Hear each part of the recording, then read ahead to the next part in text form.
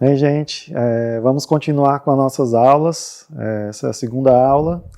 Na aula passada a gente falou sobre sonoridade e nós vamos seguindo num processo gradativo, né? E até chegar em alguns exercícios aí um pouco mais avançados, tá? Continuando mais ou menos de onde a gente parou, a gente estava falando sobre harmônicos, né? Outra coisa que ajuda muito a construir a sonoridade também, mas que é um assunto diferente, são as articulações, né? Então, articulações que a gente tem são ligados, né? O legato, que é o que a gente já executou em outros exercícios, e o tenuto e o staccato. Por que eu falo desses dois? Tenuto é o que a gente pode dizer que o som é contínuo, né? O sopro é contínuo e ele é dividido pelo golpe de língua, né? Se for a mesma nota ou se forem notas diferentes também.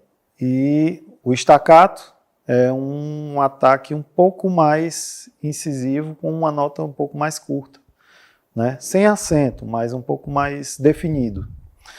Então, existem algumas maneiras também de executar esses exercícios, né, de articulação, mas como eu penso, e eu sempre gosto de passar como eu penso e como eu faço, né, e como dá certo para mim, que o tenuto, a gente vai pensar nas sílabas que comecem com a letra D, que você pode falar da, do, ou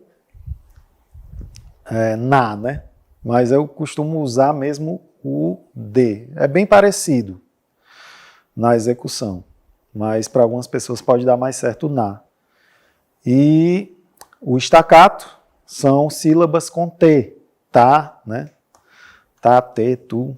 Independente da vogal, o importante é essa ação da língua, como ela vai encontrar a palheta. Por quê? Se você perceber, quando você faz tá, a ponta da língua está em ação, né? E a língua ela retrai mais rápido. Quando você faz dá, você já pega um pouco mais a parte de dentro da língua, né? Não tão a ponta, e a língua ela repousa mais. Então isso faz com que o som fique um pouco mais sutil, né? O som desse ataque. Então eu vou mostrar para vocês aqui primeiro o dá e depois o tá.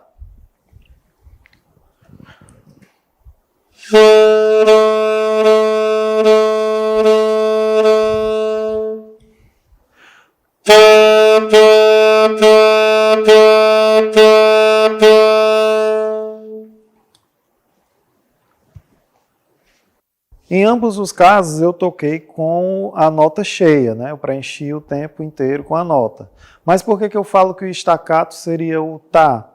Porque eu percebo que fica bem mais definido. Então agora eu vou fazer primeiro o tenuto e depois eu vou fazer o staccato, sendo que no tenuto eu vou usar o dá e no staccato vou usar o tá.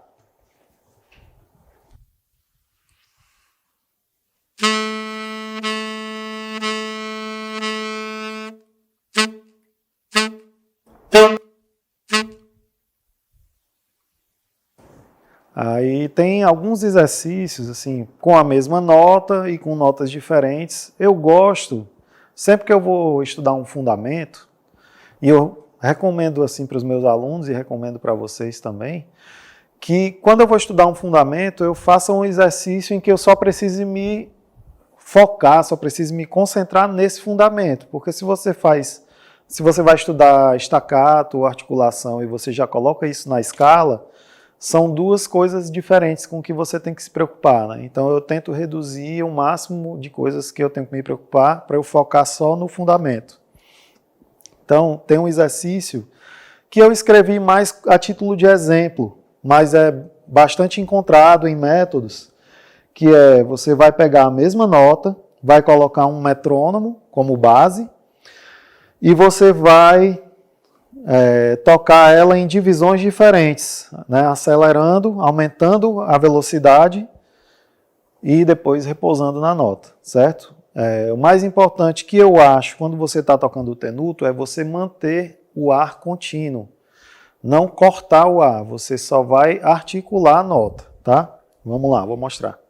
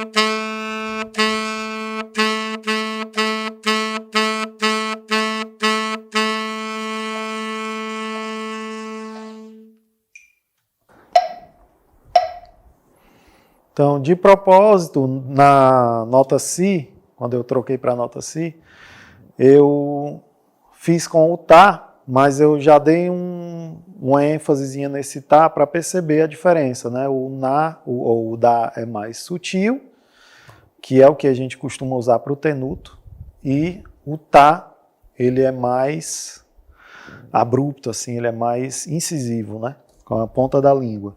Então, esse é um exercício muito bom. Como eu disse, é mais a título de exemplo essa divisão, mas você pode fazer. Geralmente, quando eu estudo, eu gosto de internalizar qual é a intenção do estudo e não ficar lendo o estudo. Por exemplo, eu toquei só a nota Dó e Si, mas isso é para ser feito em toda a extensão do instrumento.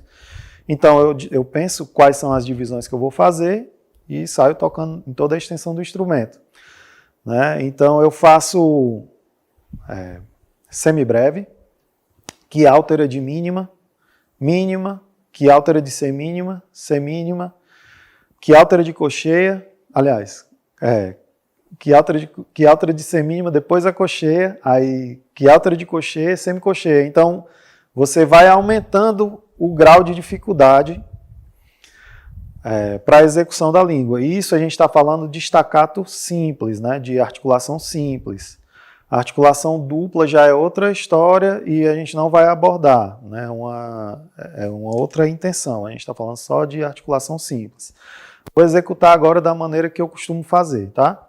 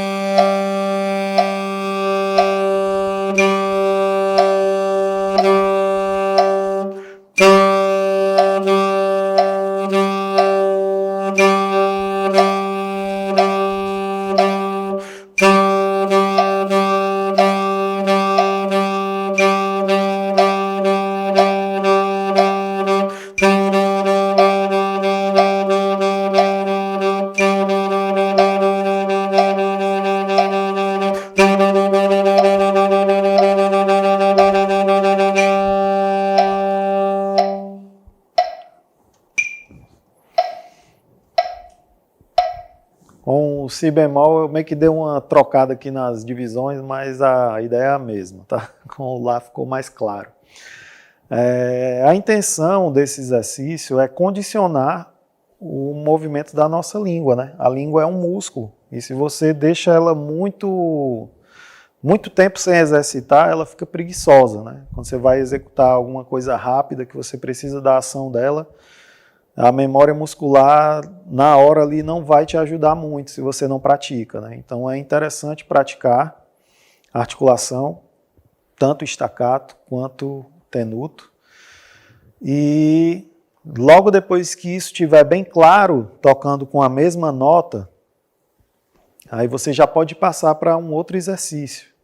Tem um exercício que eu faço bastante, e eu pretendo falar sobre ele mais na frente, que é o pentacorde. Pentacorde são 5 notas, como o nome já diz, né? Penta, 5 notas. Nesse caso, é um exercício de 5 notas sucessivas, que são as 5 primeiras notas da escala maior.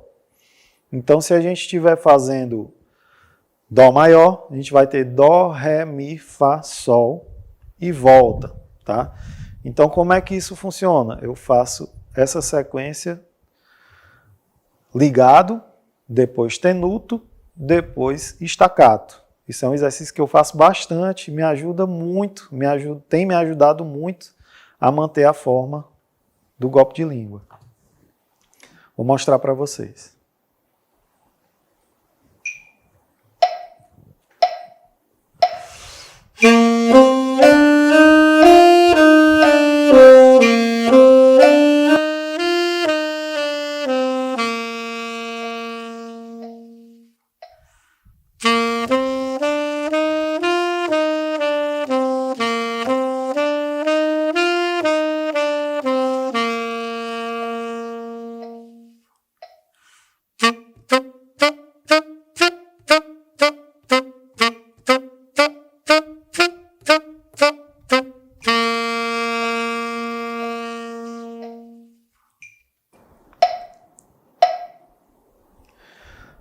É um exercício que você pode fazer em diversos andamentos, né? Então o ideal é que você comece lento, até assimilar o movimento e conseguir manter essa sincronia entre a troca de notas e o golpe de língua.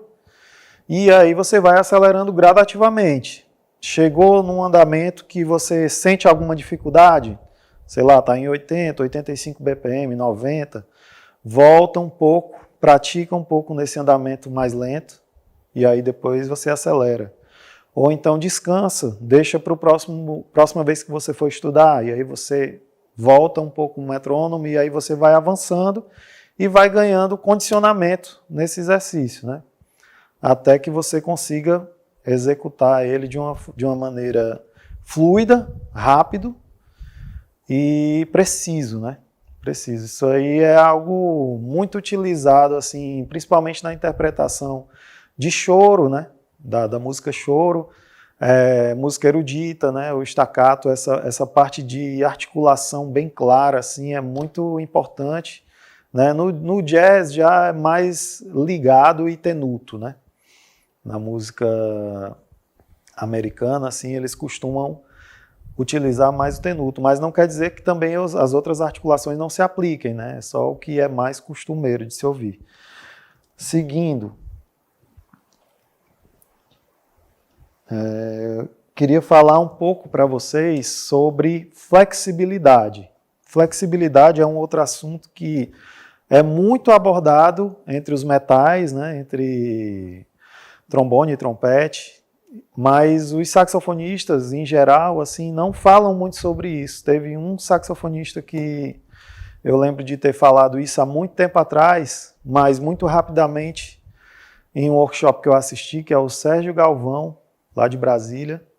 E na época eu era tão verde assim que eu não consegui perceber a importância daquilo para a execução do instrumento. Então eu passei todos esses anos sem praticar, e alguns anos atrás, uns 4 anos atrás mais ou menos, veio um saxofonista chamado Guto Lucena. Ele é brasileiro, mas mora na Suécia, e ele passou alguns exercícios de flexibilidade. E depois que eu fiz isso, eu percebi que eu já utilizava a flexibilidade para corrigir algumas desafinações do meu instrumento, mas sem consciência do que eu estava fazendo, né? Em relação a essa parte de desafinações do instrumento, vale ressaltar que nenhum saxofone é 100% afinado, né? A gente tem uma afinação básica aqui, que a gente consegue aproximar o centro de afinação do instrumento, mas sempre vai ter uma nota ou outra que é alta ou é baixa na afinação. Então, é importante também, quando a gente está estudando sonoridade, quando está estudando nota longa, a gente detectar essas desafinações que são naturais da construção de cada instrumento, para que a gente possa corrigir depois, nesse segundo momento, né? Por exemplo, o meu instrumento, lógico que já tem muitos anos que eu toco com ele, é difícil para mim forçar uma desafinação nele, assim. Não estou dizendo que eu sou 100% afinado, mas a gente sempre busca, né, centralizar ali, organizar a afinação do instrumento.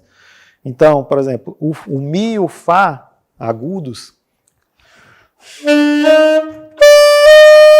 são bem baixos, a afinação é bem baixa.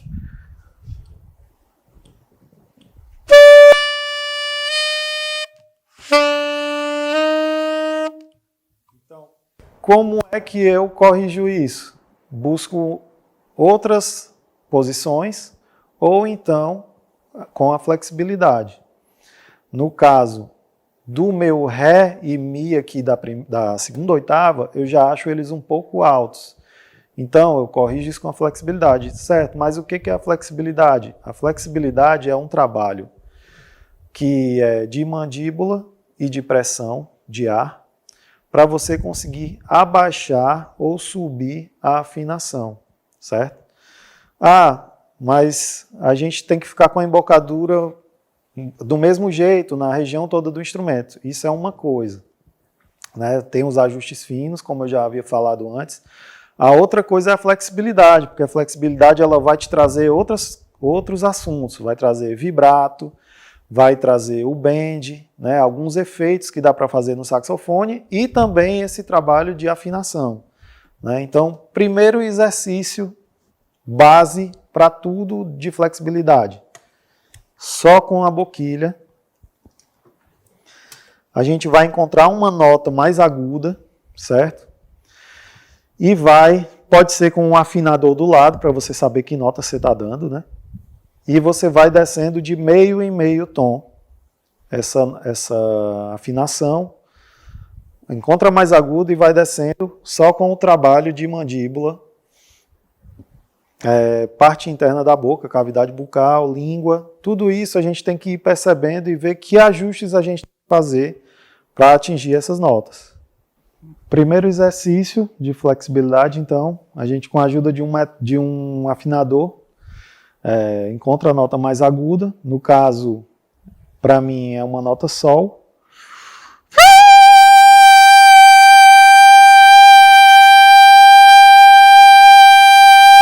E aí, quando já estiver firme, aí você começa a descer de meio em meio tom.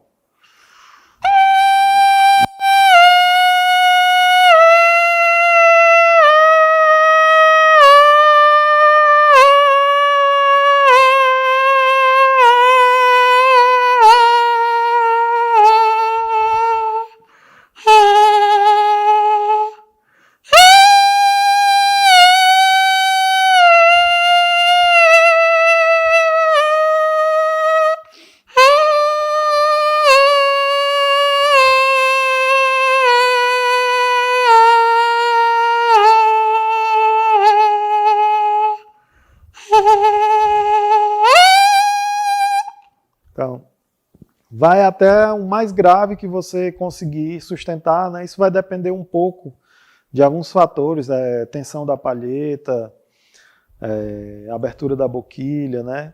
Enfim, no alto devem ser notas diferentes.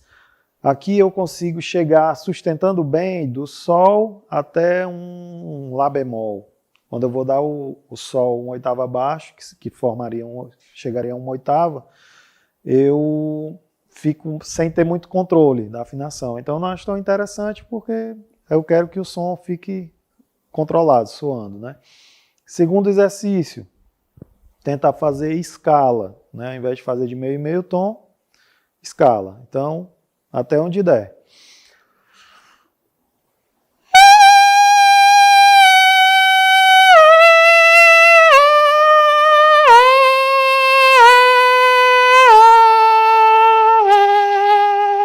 Ó, até que saiu o sol agora, oitava abaixo. Então, faz isso algumas vezes. Próximo exercício, intervalo. Vai na mais aguda, desce 1 grau, volta para mais aguda, desce 2 graus, volta para mais aguda e assim por diante.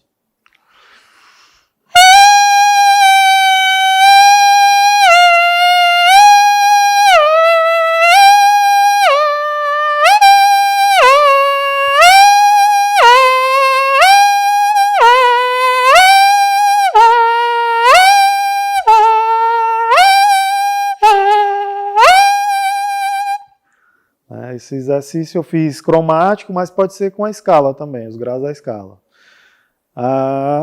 Feito esse ponto aqui, esse momento, já estando tudo resolvido, detalhe, eu estou fazendo rápido, mas o ideal é que seja feito um pouco mais devagar, se você ainda não está muito familiarizado com esse exercício, para que você consiga tocar a nota e sustentar, né, a afinação daquela nota. Então, passando desse ponto aqui, a gente já vai para o instrumento completo. E aí vem um outro exercício que eu acho espetacular, fez muita diferença para mim na minha execução, que é o exercício de flexibilidade, que você vai tocar a nota, tocar dedilhando a nota meio tom abaixo, e voltar para a nota, que é a nota alvo. No caso, vamos dizer Dó, Si, Dó. Depois você vai fazer esse mesmo Dó, Si, Dó, sendo que na embocadura. Certo? Então tá até o PDFzinho aqui, deixa eu colocar para exemplificar. A gente tem aqui no compasso, onde tem compasso 9, né? A gente tem Dó, Si, Dó. Então esse primeiro momento ele vai ser digitando a nota, dedilhando, e o segundo momento somente com a embocadura. Tá? Então eu vou colocar aqui o metrônomo, mostrar para vocês.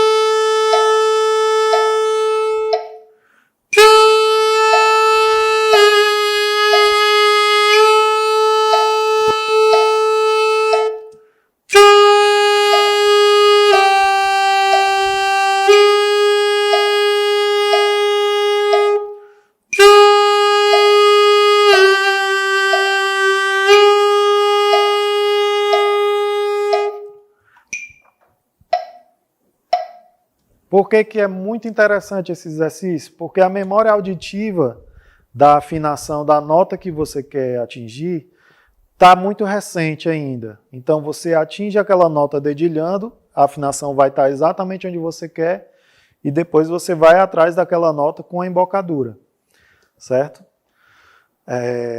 Nesse caso a gente só fez meio tom, mas dá para atingir ainda mais cromatismo para baixo, né? Eu consigo um tom e meio, dependendo da região do instrumento, certo? Então esse exercício é o exercício que você vai utilizar logo depois para você corrigir aquelas certas desafinações que tem em algumas notas. Então, no caso, como eu havia falado antes, o Mi e o Ré da segunda oitava, com o registro, no meu instrumento eu acho a afinação um pouco alta. Então eu corrijo isso na embocadura, certo? Vou tocar para vocês sem corrigir, depois vou tocar corrigindo.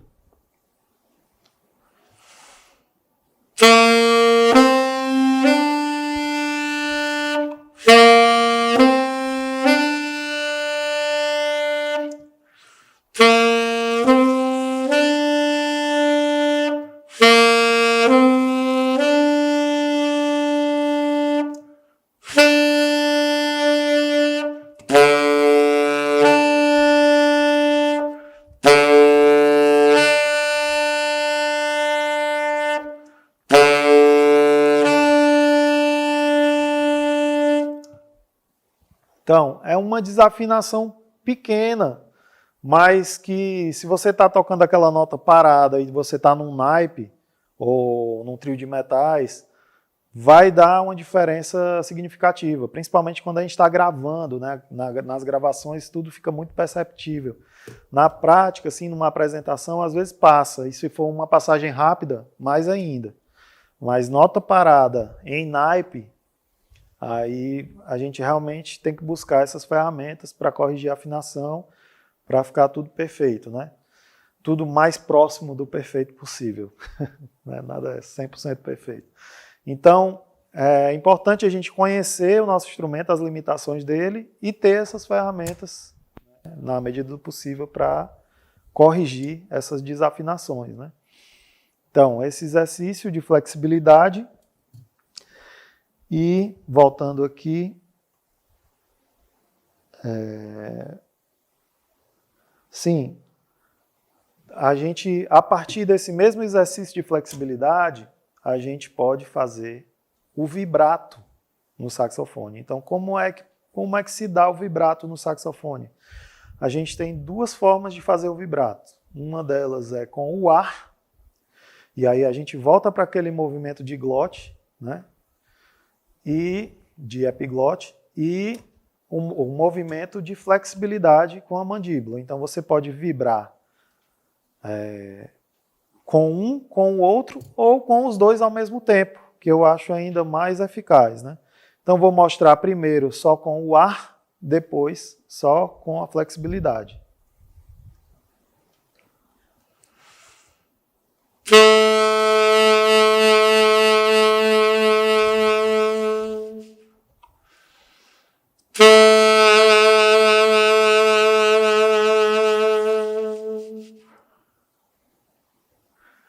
Então, no primeiro exemplo, dá para perceber que a nota ela fica mais paradinha, né? O que vai vibrar é esse movimento de jogar mais ar, jogar menos ar. No caso da mandíbula, não, você tem uma oscilação de afinação. Então, você usa a flexibilidade aqui da boca, mandíbula, língua, tudo, cavidade bucal, para você mexer na afinação e assim vibrar. Existem alguns exercícios que a gente pode fazer que são bem parecidos com o exercício de articulação que a gente fez anteriormente. Então, eu gosto de fazer semibreve e aí depois fazer semínima, cocheia. Então, para não ficar aquela coisa muito longa, né? Eu vou colocar aqui o metrônomo, fazer primeiro com o ar.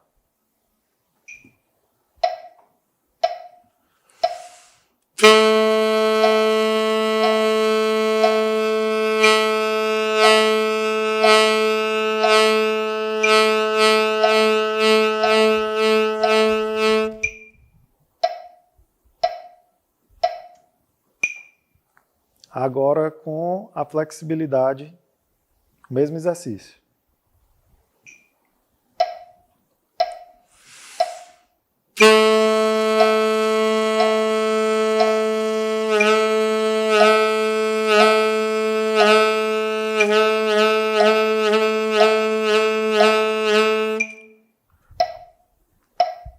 Isso é mais para a gente ganhar um condicionamento, né? Porque na verdade ninguém vibra assim, marcando, né? Como é que eu acho interessante o vibrato? Como eu executo, geralmente? Na terminação da nota. Então eu venho tocando um trecho e aí na terminação daquela nota longa eu vibro, faço esse vibrato e vou acelerando ele até o som parar. Então vamos dizer que eu estou tocando...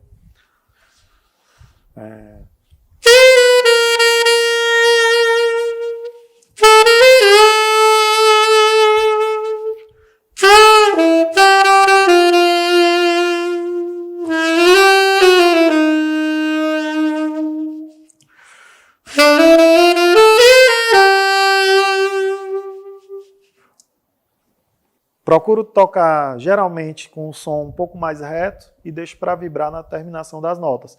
Isso é uma escolha minha. Eu gosto de tocar assim, acho bonito tocar assim, mas cada um pode tocar da maneira que for melhor, que se sentir melhor, né? Esse exercício de flexibilidade também, ele ajuda a fazer bend. Então, como é que é o bend? Para o saxofone, né? O bend na guitarra acho que é diferente, mas para o saxofone você vai atingir a nota, mas você primeiro toca ela um pouco abaixo e atinge ela. Então.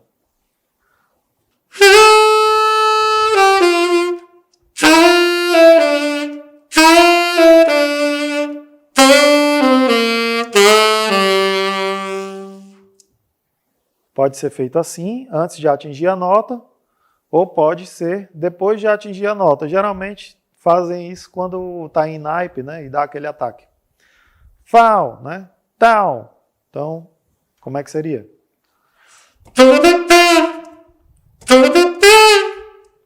Então, você vai fazer em naipe, isso aí funciona muito bem. O trombone tem a vara para deslizar, a gente não tem. O trompete já usa muito flexibilidade, então o saxofonista também tem que usar para acompanhar o conjunto, né? E isso também, essa flexibilidade, ela pode ser usada para deixar um glissando mais sutil, né? É um assunto que aí já entra em outra esfera, glissando, né? Que você pode fazer ele cromático, pode fazer ele diatônico, mas para ele não ficar tão marcado, você pode usar também a flexibilidade, né? Dessa maneira.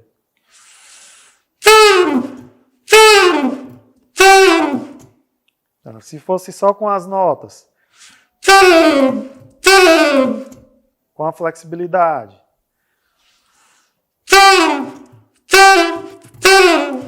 então ele mascara um pouco as notas que estão sendo tocadas naquele processo ali do glissando, né?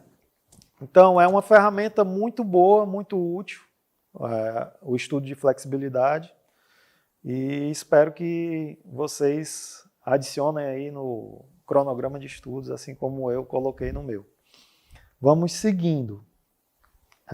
Agora eu já vou entrar em um assunto que ficaria para a próxima aula, mas já para ir adiantando, e a gente vai utilizar isso de diversas formas, tá?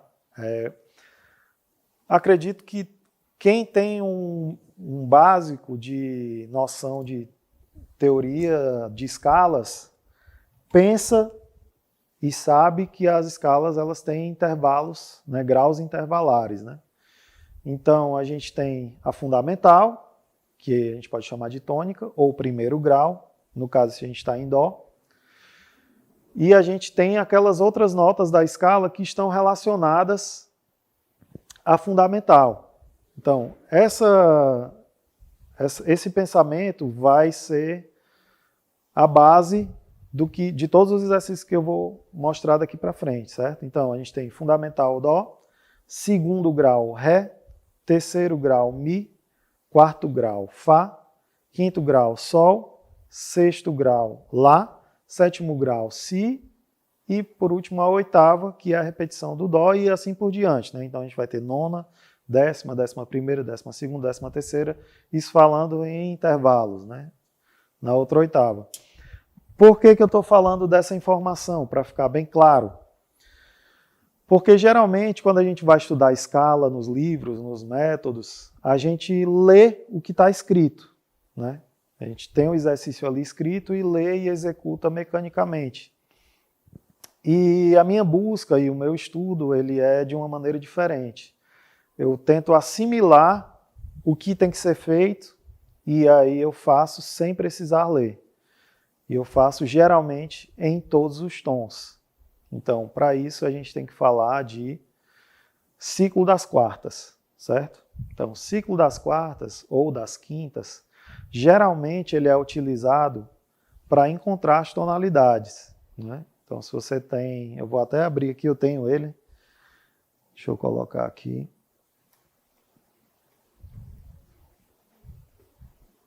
Então, a gente tem o ciclo das quartas ou das quintas. E ele, geralmente, ele é visto para a direção das quintas. Então, se você tem dó, você vai ter dó, sol, ré, lá, mi, si e assim por diante, né?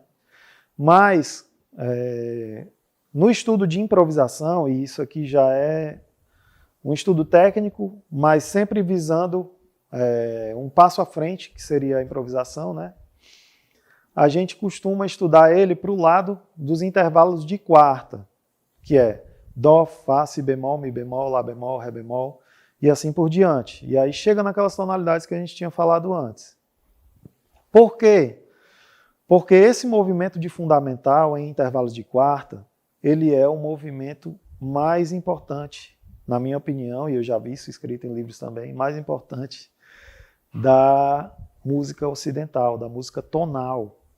Ele é o intervalo 5-1, né? 2-5. Então, esse intervalo de fundamental em intervalo de quarta, ele já prepara o teu ouvido para as cadências harmônicas que a gente encontra na música popular.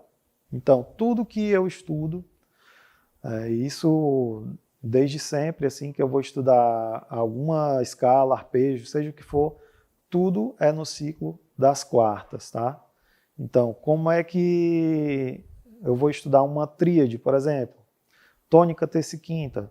Então, eu vou estudar ela em Dó, em Fá, Si bemol, Mi bemol, em seguida, sem perder tempo, passando direto, né? Lógico que isso leva um tempo, você tem que saber identificar primeiro essas tríades maiores, mas eu estou passando um conceito para vocês de como é a minha maneira de estudar, tá? Então, qualquer exercício que eu vá fazer, seja de escala, seja cromatismo, tríade, enfim, arpejos, frases, tudo que eu for executar vai ser feito nos 12 tons, certo? Porque esses 12 tons, falando homonimamente, né, eles são enarmônicos de todos os outros tons. Então, você vai estar executando um exercício em todos os tons, rapidamente, passando por todos eles, né? O ciclo das quartas é muito interessante para isso. Tá? Então, esse vai ser o assunto da próxima aula e a gente continua lá.